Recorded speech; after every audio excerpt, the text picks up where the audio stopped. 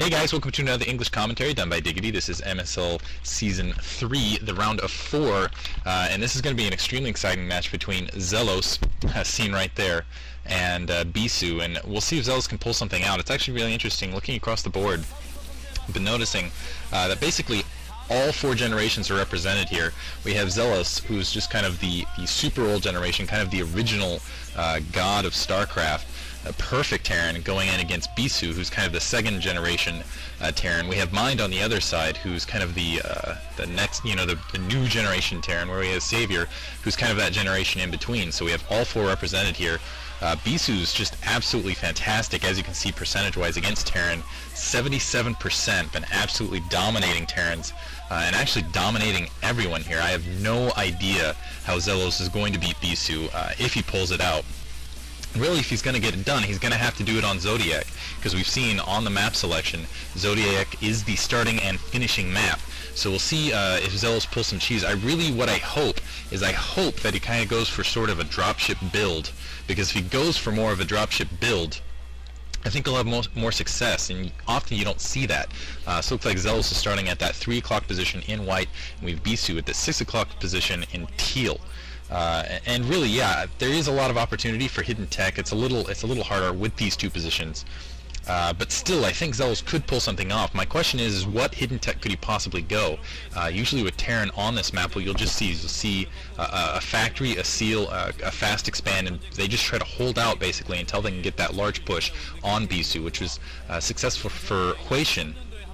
My question is will Xellos kind of rely on his experience? Will he be able to just kind of do that tank turret vulture push, which I was kind of hoping for? I've seen that be successful against Bisu in the few losses he's had to Terran, aside from where Bisu was just screwing around. I can't even remember when the last loss for Bisu was recently.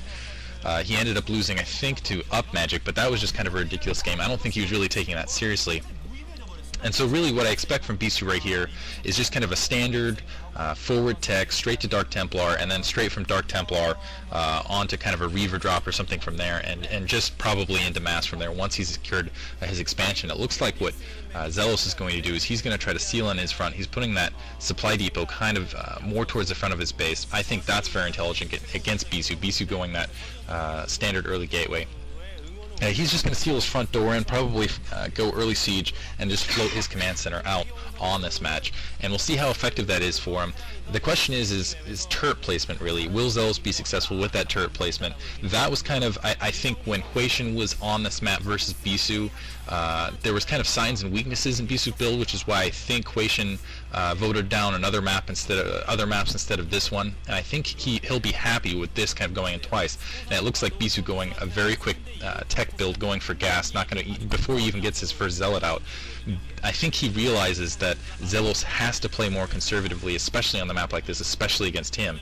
And yeah, he's going extremely fast tech, taking all 3 probes there, going cybernetics core, not even going to produce a zealot there. Got that barracks down, sealing the front door.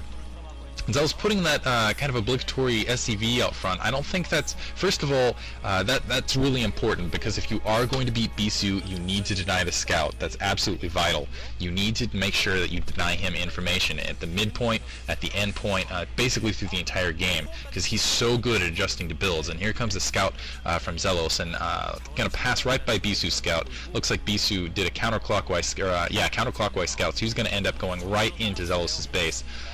He's going to see that blockade immediately. The question is how is he going to adjust to it? And I think that's clever on Xellos, because it does deny a certain degree of information. He could go a dual factory instead of going into that 2nd expansion, but really kind of the standard is that 2nd expansion. He's still going to leave that probe there at the front. Unfortunately, Xellos is doing a clockwise rotation, so he's not going to see, and it looks like Bisu might be going just straight into Mass Dragoon. He is getting that range upgrade right now, so I wouldn't be surprised seeing kind of that early seal going straight to 2 Dragoons and trying to get some Dragoons on the front, and definitely blockade the front door, kind of deny the 2nd expansion as long as possible before siege techs up for Xellos. Xellos, as you can see, getting that factory down. Now the question is he going to get that 2nd factory down? Wow, Marine actually kind of planted at the edge there. Here comes this first Dragoon out. going to go up, easily going to be able to take that Marine out. And wow, Xellos coming out very late. Xellos is definitely going to be denied the spot. You're going to, yeah, and as you can see, that early command center going down, robotics facility. So early drop for Bisu. Bisu's not even going with a second gateway before he's going with this drop. So we might see him transition directly into Reavers, maybe into Dark Templar, but I would kind of suspect Reavers. Otherwise, I would expect him to actually get the Templar archives down before the robotics facility in this case. And this is going to be devastating because Xellos has absolutely no information at this point. This Dragoon's easily going to be able to take out that SCV before it gets any sort of spot. He's going to see those two Dragoons, and I think he's just going to assume that Bisu's doing kind of a standard Dragoon push out of this. And yeah, that SCV just dying. That was a good job keeping that SCV as long as possible, kind of in a futile attempt. 3 Marines on the front door, second expansion almost up, and we'll see, yeah, you can see Siege Tech researching the first Marine almost out, and those 2 Dragoons going up for harass. They aren't going to push in, though. It doesn't look like a 3rd Dragoon coming out. And actually, Bisu, what he could do is with a robotics facility, he might be able to just drop right across, and here Xellos comes with those tanks, with those 3 Marines. And wow, very good job blocking that barracks, floating that barracks right above that tank. Here comes the observatory. This is actually a pretty standard build from Bisu, going observatory kind of to neutralize the vultures. And surprised he's going kind of the neutralizing vulture versus the fast expand. That's usually something more to do that he usually does against the 2 factories. Although this was his standard behavior prior to kind of the MSL and OSL set of games. He almost instinctually standard, and this is going to be the correct call because it looks like Xellos is kind of shifting more into some vultures. He's going to secure his secondary, and as soon as he secures his secondary, yeah, as you can see, laying out some mines, just going to delay it. And that was very smart of Bisu, pulling up that probe instead of that Dragoons, just in case those mines were out. Looks like Bisu in the meantime is going for an expansion of his own, so he's just going to kind of equalize. I think he's still thinking about that Huatian game where he ended up losing on Blue Storm. He doesn't want to just get outproduced. He doesn't want to just get rolled over. So he's just going to kind of go into observatories, probably pop down another 2 or 3 gateways. As you can see, another gateway, another pylon going down right here.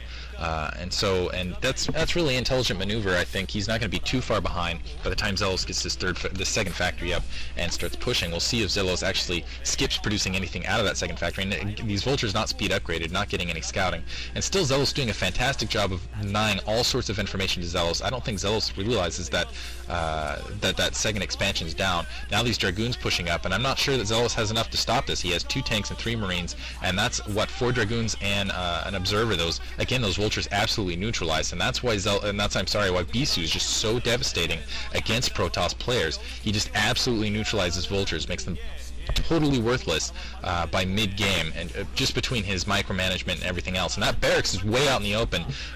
He needs to be very careful with that barracks. There's that first dropship, and it looks like Reaver is going to be produced by Bisu. So the question is does Xellos even have an engineering bay? Wow, another expansion going down for Bisu. So Bisu going kind of a 3 Nexus build, it looks like, after that second Nexus was spotted out by that barracks.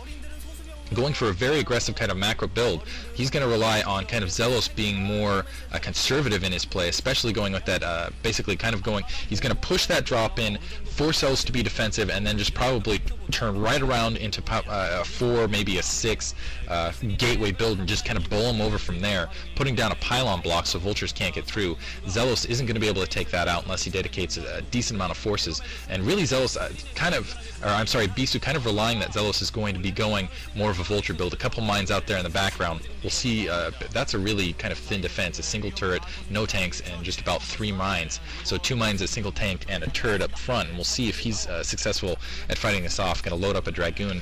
He hasn't produced a single Zealot this game thus far, which he really hasn't needed to, and as you can see, that observer right in Xellos' base, Bisu getting all the information he needs, and he's so vicious when it comes to kind of these matchups, and he has the information.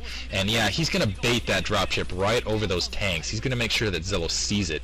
He's going to make sure that Xellos thinks, basically, I can't push out, and in the meantime, he's going to get those 3 Nexuses, and he's just going to absolutely economically devastate, already producing out of there. Oh, this is going to be devastating for Xellos in a minute here. I'm not sure. Xellos basically needs to push out right now if he's going to take this game, and I don't think he's going to, simply because of that shuttle. Bisu's really playing the perfect game right here. As you can see, the other gateway's going up. Absolutely brilliant maneuver here by Bisu, in my opinion. Still those observer out, still has the full set. even if Xellos did decide to push out, I'm not sure if you'd be all that successful. Academy going down now, going to get comp set up and get a little bit of information. That second ramp is exposed, so that's a little bit of a miscue. As you can see, that Vulture not speed upgraded. That Vulture probably going to die very shortly here, managing to take out, what, 2-3 probes there.